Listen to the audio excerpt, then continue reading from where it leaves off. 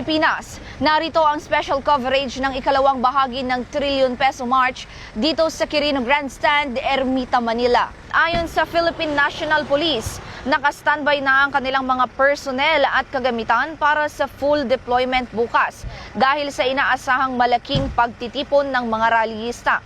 Tinitiyak naman ng PNP na ipapatupad ang maximum tolerance at titiyaking ligtas, maayos at mapayapa ang daloy ng programa at mga kilos protesta.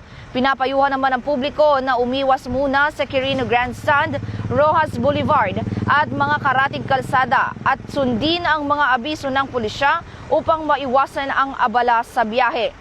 At yan ang pinakahuling balita sa oras na ito. Ako si Patrol Woman Fe Octaviano, nagbabalita para sa Police News Express. Ito ang bagong PNP para sa bagong Pilipinas.